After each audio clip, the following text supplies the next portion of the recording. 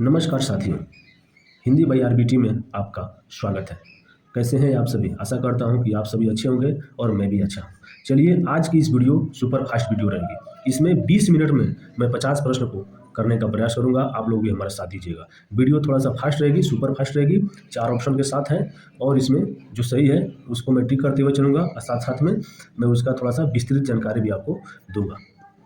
तो अगर आप हमारे चैनल पर नए हैं तो कृपया हमारे चैनल को सब्सक्राइब करें और एक लाइक कर दीजिए, जिससे हमको मोटिवेशन मिलता है इस तरह के और वीडियो आप लोगों को बनाने के लिए। देखिए, वीडियो बहुत हेल्पफुल रहेगी, चाहे आप किसी भी एग्जाम की तैयारी कर रहे हैं। इस प्रश्न को आप करके जाइए। आशा करता हूं कि एग्जाम में आप हंसते हुए बाहर निकलेंगे जब ये क्वेश्चन आपको समझ में आएंगे। आप कहीं भी पढ़े हैं उससे कोई मतलब नहीं है, ये टेस्ट के जैसा है। आप 50 क्वेश्चन लगाइए और अंत में अपना स्कोर हमको बताइए कितना कर दिए। अगर आपने इस प्रश्न में से 50 में से 28 प्रश्न को भी सही कर दिया तो मानिए आपकी तैयारी बहुत अच्छी है, आपको हिंदी में टेंशन लेने की जरूरत नहीं है। ठीक है, तो चलिए वीडियो को देर न करते हुए वीडियो को स्टार्ट करते हैं। चलिए बताइए, प्रश्न नंबर पहला, हिंदी भाषा की कितनी विख्यात बोलियां हैं? यानी देखिए, हिंदी एक भाषा है, अंग्रेजी एक भाषा है, इसी तरह करके भारत में बहुत सारी भाषाओं को बोला जाता है, लेकिन मुख्य जो भाषाएं बोली जाती है वो हिंदी है। हिंदी भाषा की कितनी बोलियां विख्यात हैं? बताइए, 4, 5, 10 या 8? कितनी हैं? Option number B is right answer. 5 बोलियां हैं, हिंदी भाषा की 5 बोलियां हैं। ठीक है, चलिए बढ़ते हैं अगले प्रश्न की ओर। कौन कौन सी बोली मैं आपको बता देता हूँ। चलिए, इसमें थोड़ा मैं आपको विस्तृत जानकारी दे देता हूँ। हिंदी की 5 विख्यात बोलियां हैं। कौन सी? पश्चिमी हिंदी, पूर्वी हिंदी, बिहारी हिंदी, पहाड़ी हिंदी और राजस्थानी हिंदी। इस तरह करके 5 बोलियां हैं और उसका अंदर भी बहुत सारी उप बोलियां हैं। उतना डिटेल्स में नहीं जाना, मैं थ्योरी आपको नहीं पढ़ा रहा हूँ, मैं केवल क्वेश्चन आपको करा रहा हूँ और थोड़ा बहुत उसका आंसर आपको देते हुए चल रहा हूँ। तो चलिए बढ़ते हैं दूसरे प्रश्न की ओर। बताइए, प्रश्न नंबर अगला, बताइए, रामचरितमानस की रचना किस भाषा में हुई है? आप जानते हैं रामचरितमानस राम जी की पूरी जीवनी इसके अंदर समाहित है। ठीक है, रामचरितमानस में केवल राम जी की बारे में ही बताया गया है। और वही रामायण में आप जाएंगे तो रामायण में पूरा शुरू से लेकर रामायण में उनसे रिलेटेड जितने भी और भी क्या बोलते हैं और भी लोग हैं उन सबके बारे में है, लेकिन रामचरितमानस में केवल राम जी के बारे में ही बताया गया है। तो बताइए, रामचरितमानस की रचना किस भाषा में हुई है? खड़ी बोली में, ब्रज भाषा में, अवधी में या मैथिली में?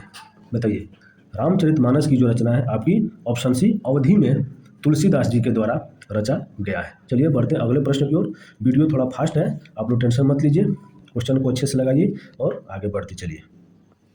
चलिए बताइए, भाषा का कौन सा कौशल सबसे पहले बच्चा सीखता है? बताइए, भाषा का वह कौन सा कौशल है जो बच्चा सबसे पहले सीखता है? लिखना, पढ़ना, सुनना और समझना या बोलना? एक शिशु जब छोटा बच्चा होता है वो सबसे पहले क्या सीखता है? ऑप्शन सी सुनना और समझना। सबसे पहले वो बात को सुनता है, उसके बाद उसको समझने का वो प्रयास करता है। Option C right answer. अब बढ़ते हैं अगले प्रश्न की ओर। बताइए अगला प्रश्न, वाणी और अंगों के अभिनय द्वारा जो प्रकट हो वे है? यानी जो वाणी के द्वारा और अभिनय नृत्य या कुछ ऐसे प्रदर्शित करके जिसके द्वारा अभिनय को प्रदर्शित किया जाता है वो क्या कहलाते हैं? संचारी भाव, विभाव, अनुभव या भाव? क्या होता है ये आपका? ऑप्शन सी अनुभव। अनुभव के अंदर अभिनय के द्वारा और वाणी के द्वारा व्यक्ति को प्रभावित किया जाता है। Option C right answer. अगला प्रश्न देखिए और इसका भी जवाब आप दीजिए। जवाब तेजी में थोड़ा सा देने का आप लोग प्रयास करिए। चलिए बताइए, काली घटा का घमंड घटा, नभमंडल तारक वृंद खिले, इन पंक्ति में कौन सा अलंकार है? देखिए, अलंकार से प्रश्न आपके हर एग्जाम में ही पूछे जाते हैं। ठीक है, तो एक एक प्रश्न, दो दो प्रश्न मैं हर सेट में आपको डालता हूँ। पीछे भी वीडियो मैंने आपको सेट कराया हुआ है, उसमें रिलेटेड से वीडियो, मतलब हिंदी से आल चैप्टर से प्रश्न मैं उसको करा रहा हूँ। अब बहुत अच्छा ही प्रश्न है आपके एग्जाम में, आप अगर दिए होंगे एग्जाम आप जानते होंगे कितने अच्छे अच्छे प्रश्न हैं इसमें, और मैं भी आपको वैसा ही प्रश्न कराता हूँ जैसे एग्जाम में पूछे जाते हैं। तो चलिए इसका बताइए, काली घटा का घमंड घटा, नभमंडल तारक वृंद खिले, इन पंक्ति में कौन सा अलंकार है? इसमें उपमा अलंकार, श्लेष अलंकार, यमक अलंकार या रूपक अलंकार? कौन सा अलंकार है? ऑप्शन सी इसमें यमक अलंकार है। उपमा अलंकार आप जानते हैं किसी के बारे में उपमा दी जाती है। श्लेष अलंकार जहाँ एक बात को ही चिपक जाता है वो बात में, वहाँ श्लेष अलंकार होता है। यमक काली घटा का घमंड घटा, यानी अर्थ तो शब्द एक ही है लेकिन अर्थ उसके कई जगह प्रयोग होते हैं। और रूपक अलंकार ये भी एक प्रकार का अलंकार ही होता है। चलिए ऑप्शन सी राइट आंसर। अगला प्रश्न बताइए, चरण कमल बंदो हरिराई में कौन सा अलंकार है? इस प्रश्न का आप लोग जवाब दीजिए। उपमा, उत्प्रेक्षा, रूपक या श्लेष? चरण कमल बंदो हरिराई में कौन सा अलंकार है? चलिए इसका आंसर आप लोग बताइए। इसका ऑप्शन सी सही होगा, रूपक अलंकार। इसमें उपमान में उपमेय का अभेद आरोपित कर दिया जाता है, वहाँ पर आपका रूपक अलंकार होता है। ठीक है, बढ़ते हैं अगले प्रश्न की ओर। अगले प्रश्न का जवाब आप लोग दीजिए, बताइए अर्थालंकार की संख्या कितनी है? बताइए अलंकार कितने प्रकार की होती है? अलंकार आपकी 3 प्रकार की होती है, शब्द अलंकार, अर्थालंकार और एक उभयालंकार। 3 प्रकार के अलंकार होती है। ये प्रश्न में एग्जाम में पूछा हुआ प्रश्न है। और उसमें अर्थालंकार की संख्या कितनी है अब बताइए, 45, 48 या 50 या 52? टोटल कितनी होती है? ऑप्शन सी इज ऑप्शन कौन सा? Option A is right answer, 45। अर्थालंकार की संख्या आपकी 45 होती है। बढ़ते हैं अगले प्रश्न की ओर, बताइए छंद पढ़ते समय आने वाले विराम को क्या कहते हैं? यानी जब आप छंद को पढ़ेंगे, दोहा, सोरठा, छंद, ये सब ये क्या होता है? ये छंद चैप्टर एक होता है, उसमें ये सब को होता है। तो जब छंद आप पढ़ते हैं उस समय जो विराम आता है उसको क्या कहते हैं? गति, यति, टुक या गण? क्या कहते हैं? छंद को पढ़ते समय जो विराम आता है उसको हम लोग यति के द्वारा कहते हैं, यति कहते हैं, यति के द्वारा इसको डिनोट किया जाता है। Option B is right answer. अगला प्रश्न, चलिए अगला प्रश्न आप लोग देखिए और बताने का प्रयास करिए कि इसका आंसर क्या होगा। मात्रा की दृष्टि से दोहा के ठीक विपरीत होता है। यानी दोहा के ठीक विपरीत क्या होता है? रोला, छपाई, चौपाई या सोरठा? मात्रा की दृष्टि से दोहा के ठीक विपरीत आपका क्या होता है? सोरठा। Option number D is right answer. ठीक है, चलिए दोहा में आप जानते हैं, दोहा में पहले और तीसरे में 13 मात्राएं, जबकि दूसरे और चौथे में 11 मात्राएं होती हैं, और सोरठा ठीक इसके विपरीत होता है। अगला प्रश्न, बताइए कबीरदास की भाषा कौन सी है? कबीरदास जी से आप सब कोई जानते होंगे, उनकी वाणी बहुत प्रसिद्ध है। तो उनकी भाषा कौन सी है? ब्रज, पंचमेल खिचड़ी या राजस्थानी? कौन सी है? Option number B is right answer. Kabirdas की भाषा पंचमेल खिचड़ी है। चलिए अगले प्रश्न की तरफ बढ़ते हैं और देखते हैं प्रश्न नंबर अगला। बताइए अगला प्रश्न का आंसर क्या होगा। कान भरना मुहावरे का सही अर्थ क्या है? कान भरना मुहावरे का सही अर्थ आपको बताना है। इसमें क्या है? कान में दर्द होना, कान के पर्दे भरना, चुगली करना या बहरा हो जाना? क्या होगा? आप सुने होगा कि आपको किसी ने कान भर दिया है, आप केवल उसी का बात सुन रहे हैं। इस तरह की बात आपके भी सामने आई होगी। अब इसमें मुहावरा में भी वही पूछ रहा है, क्या होगा? ऑप्शन सी चुगली करना। ऑप्शन सी एकदम राइट आंसर। अगला प्रश्न, बताइए वेरी वेरी इंपॉर्टेंट प्रश्न, हिंदी दिवस कब मनाया जाता है? बताइए 10 जनवरी, 14 सितंबर, 21 फरवरी या 15 अगस्त? हिंदी दिवस कब मनाया जाता है? Option B is right answer. 14 सितंबर को हिंदी दिवस मनाया जाता है और 10 जनवरी को विश्व हिंदी दिवस मनाया जाता है। ठीक है, और 15 अगस्त आप लोग जानते हैं हमारा स्वतंत्रता दिवस है। 15 अगस्त 1947 को हमारा देश अंग्रेजों से स्वतंत्र हुआ था। चलिए बढ़ते हैं प्रश्न नंबर अगला। बताइए प्रश्न नंबर अगला क्या होगा? इसका उत्तर आप लोग बताने का प्रयास करिए और बताइए जिन शब्दों के सार्थक खंड न हो सके उन्हें क्या कहते हैं? यानी जिन शब्दों के सार्थक खंड न हो उन्हें क्या कहेंगे? यौगिक, रूढ़, योग रूढ़ या मिश्रित? क्या कहेंगे? आप जानते हैं यौगिक 2 सार्थक खंडों को मिलाकर यौगिक का निर्माण होता है। रूढ़ शब्द जिसके सार्थक खंड नहीं हो सकते, यानी option number B right answer. कैसे? जैसे मान लीजिए हमने लिख दिया कमल, ठीक, जब इसको हम लोग तोड़ेंगे क धन मल, ये सार्थक हुआ? नहीं हुआ। ठीक है, तो वही होगा जैसे हमने लिख दिया रात, जैसे हमने रात लिख दिया, इसको जब तोड़ेंगे राधंत, क्या हुआ? कोई सार्थक इसका अर्थ निकला? नहीं निकला। इसलिए क्या है? आपका रूढ़ शब्द है। रूढ़ वो होते हैं जो अपने मूल रूप में होते हैं, उनका खंड करेंगे तो उनका अलग अलग अर्थ कुछ नहीं निकलेगा। Option B right answer. बढ़ते हैं अगले प्रश्न की ओर। बताइए इस शब्द सबको आप वो होंगे, चाय तो आप पीते ही होंगे, तो बताइए चाय शब्द किस भाषा का है? हिंदी, जापानी, चीनी या पुर्तगाली? चाय शब्द किस भाषा का है? Option C right answer, China का है। आप जानते हैं चाइना का चाय है और जो चीनी पड़ती है वो भी आपकी चाइना की ही है। चलिए ऑप्शन सी राइट आंसर। बढ़ते हैं अगले प्रश्न की ओर।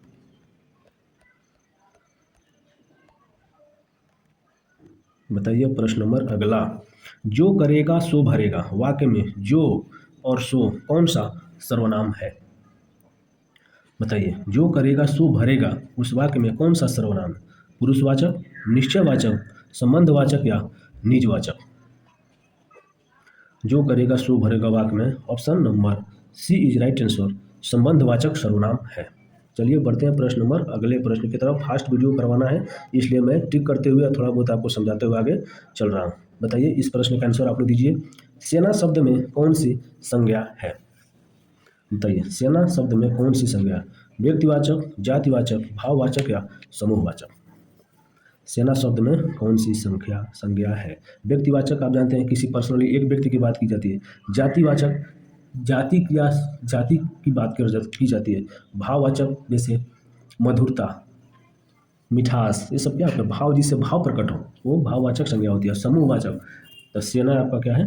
समूहवाचक संज्ञा, यानी जिसकी समूह या झुंड हो उसको हम लोग समूहवाचक संज्ञा के अंतर्गत रखते हैं। चलिए इस तरह से option number D right answer. बढ़ते हैं अगले प्रश्न की ओर। अगला प्रश्न का जवाब आप लोग दीजिए और बताइए इसका आंसर क्या होगा। बताइए वह घर पहुंच गया, इस वाक्य में पहुंच गया किस प्रकार की क्रिया है? यानी वह घर पहुंच गया, इस वाक्य में पहुंच गया किस प्रकार की क्रिया है? ऋणार्थक क्रिया, पूर्वकालिक क्रिया, द्विकर्मक क्रिया या संयुक्त क्रिया? वह घर पहुंच गया, इसमें option number D is right answer, संयुक्त क्रिया है। चलिए बढ़ते हैं प्रश्न नंबर अगला प्रश्न बताइए और इसका आंसर आप लोग दीजिए। अ वर्ड है, अ जो वर्ड है क्या है? मूर्धन्य है, तालव्य है, दंत है या कंठ है? अ वर्ड कौन सा है? अ का उच्चारण आप लोग करिए। अ किसके द्वारा है? मूर्धन्य नहीं होता है, तालु और दांत के साथ नहीं, दंत के साथ नहीं। Option number D is right, कंठ। और जो है कंठ के द्वारा उच्चारण होता है, इसलिए option number D right answer. अब बढ़ते हैं अगले प्रश्न की ओर। अगले प्रश्न को देखने का प्रयास करेंगे। उत्थान का विलोम शब्द है, यानी उत्थान का विलोम शब्द क्या है? गमन होगा और ऑप्शन इधर है, आप देखिए। पतन होगा, चढ़ाव होगा या अवसान होगा? क्या होगा? आप इसका आंसर देने का प्रयास करिए। उत्थान का विलोम शब्द क्या होगा? इसका ऑप्शन नंबर आपका बी इज राइट आंसर। उत्थान का विलोम आपका पतन होता है। चलिए इसका बी ऑप्शन सही है। बढ़ते हैं अगले प्रश्न की ओर। अगले प्रश्न का जवाब आप लोग दीजिए और बताइए। इनमें से विशेषण शब्द नहीं है। आप विशेषण जानते हैं, जो विशेषता बताता है उसको हम लोग विशेषण बोलते हैं। तो इसमें कौन वो शब्द है जो विशेषता नहीं बता रहा है? आकृत, आचार, सामाजिक या उदंड? आकृत यानी किसी भी काम को जब किया जाता है तो उसको आकृत कहा जाता है। आचार, ये आचार जो है ये आपका विशेषण नहीं है, ठीक है। सामाजिक, कोई व्यक्ति सामाजिक है यानी उसकी विशेषता ही कोई सामाजिक व्यक्ति है। उदंड, कोई बच्चा उदंड है यानी बहुत उलंड बच्चा है वो उसको उदंड बच्चा बोलेंगे। तो इसलिए option B is right answer. आचार जो है विशेषण नहीं है। बढ़ते हैं अगले प्रश्न की ओर। अगले प्रश्न का आंसर आप लोग दीजिए और बताइए इसका आंसर क्या होगा। मैं 1 लीटर दूध पीता हूँ में विशेषण शब्द है। बताइए मैं 1 लीटर दूध या पीता, इसमें आपको विशेषण बताना है कि मैं 1 लीटर दूध पीता हूँ। इसमें विशेषण शब्द आपको ढूंढना है और बताना है क्या होगा। Option B is right answer. 1 litre यानी दूध कितना? 1 लीटर, ठीक है। तो वही आपका क्या है? विशेषण है। आगे बढ़ते हैं प्रश्न नंबर अगला। बताइए इसका आंसर। सभा में 50 लोग थे, वाक्य में विशेषण भेद है। यानी कोई सभा हो रही है जिसमें 50 लोग हैं, तो वाक्य में कौन सा विशेषण है? आप आंसर दीजिए और बताइए। इसका आंसर आप लोग दीजिए। निश्चित संख्यावाचक, समुदायवाचक, अनिश्चित संख्यावाचक या परिमाणवाचक? सभा में कितने आपके 50 लोग थे, वाक्य में विशेषण कौन सा है आपका?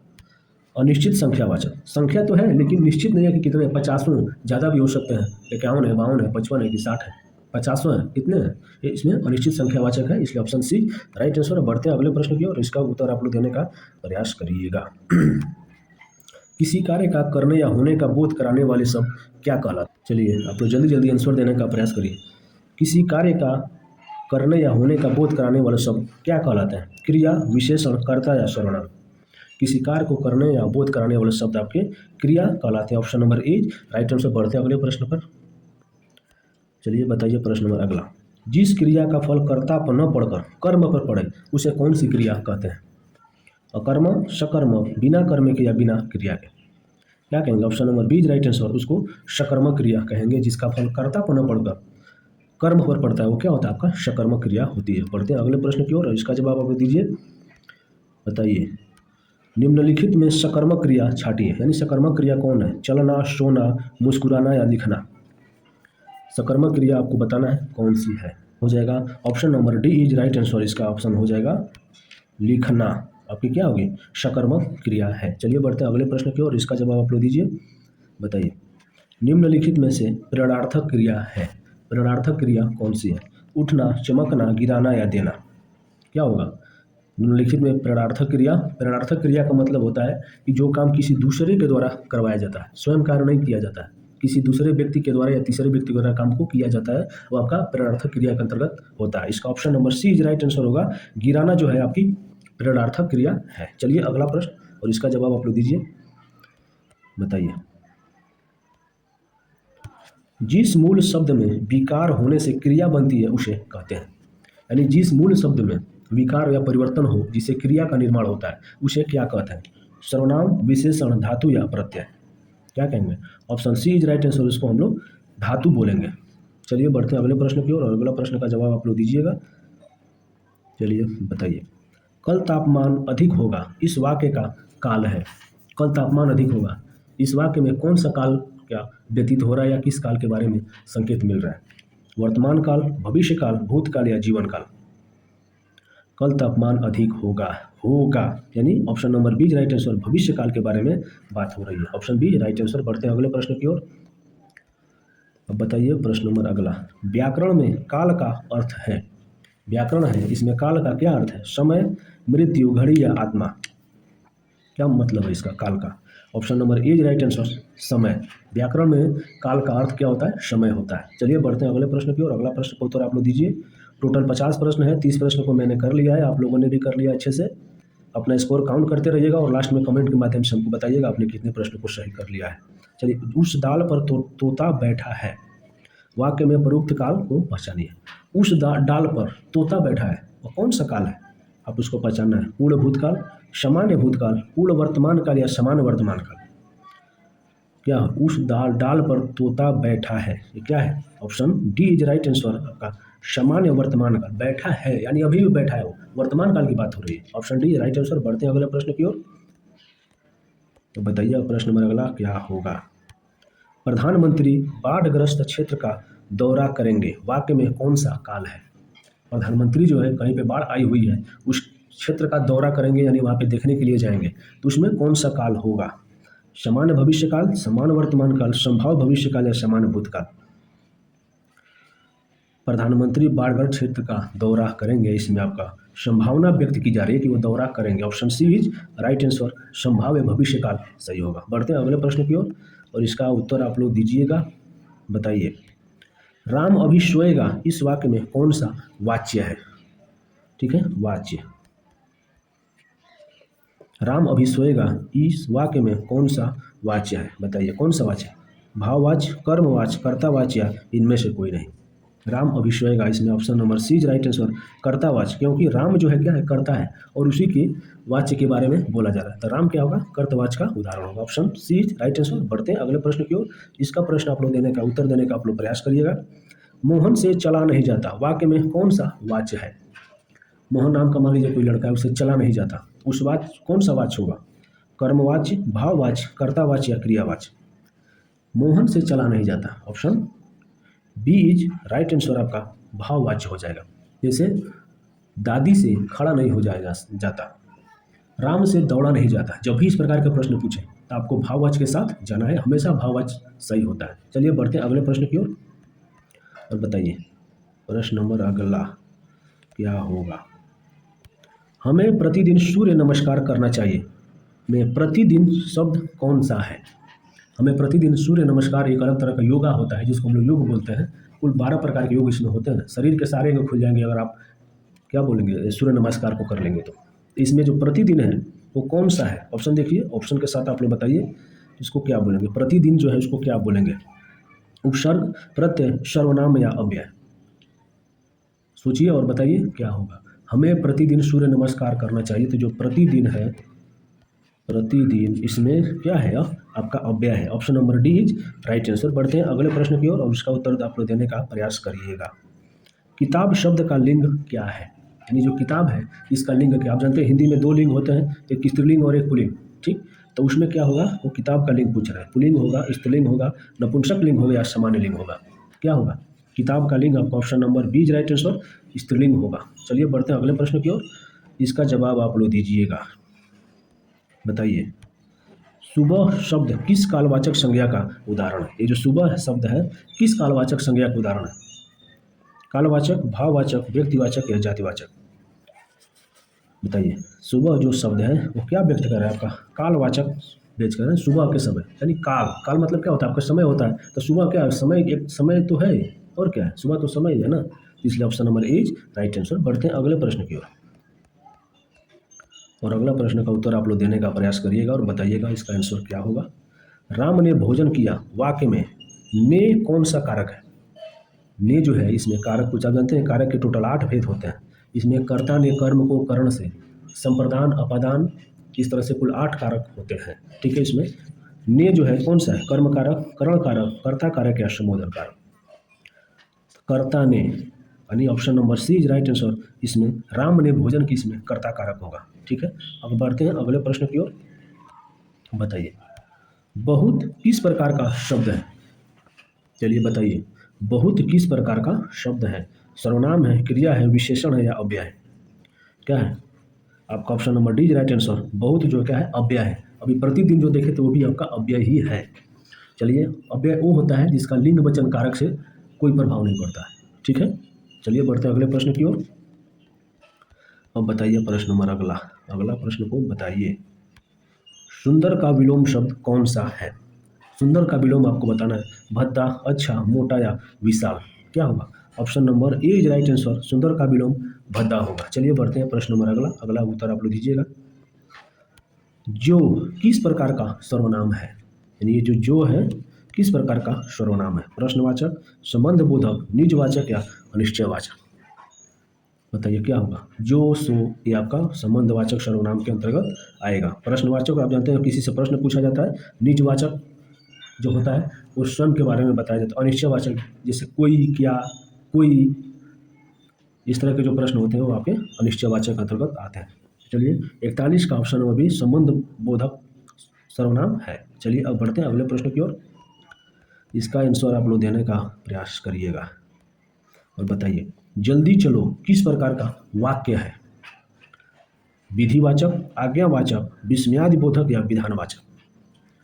वाक्य आप जानते हैं, वाक्य आपका 3 प्रकार का होता है, सरल वाक्य, मिश्र वाक्य और संयुक्त वाक्य। उसके कई सारे भेद होते हैं, उतना डीपली हमको नहीं जाना है।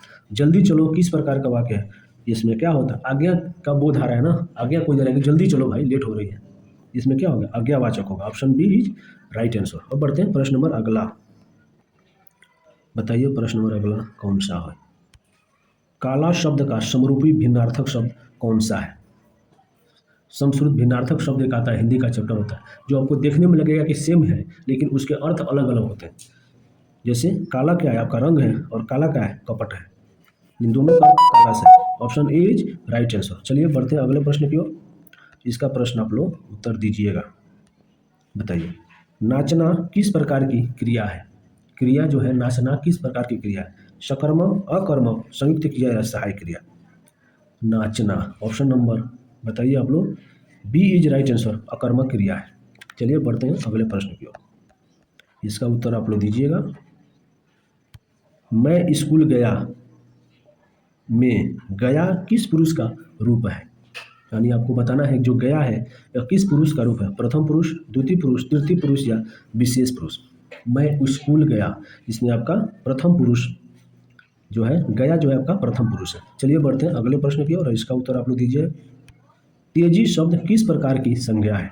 तेजी, किसी भी काम में जब तेजी को दिखाया जाता है तो वह किस प्रकार की संज्ञा के अंतर्गत आती है? इसका ऑप्शन देखिए, ऑप्शन बताइए। भाववाचक, व्यक्तिवाचक, जातिवाचक या द्रव्यवाचक? जो तेजी है आपकी किसके अंतर्गत आएगी? भाई तेजी से कोई भी काम तेजी से करना चाहिए, आपका भाव व्यक्त कर रहे हैं ना, तो option number A is right answer, भाववाचक संज्ञा के अंतर्गत आएगी। चलिए अगला प्रश्न देखिए। चलिए इस तरह से हम 47 नंबर प्रश्न को पहुंच गए हैं।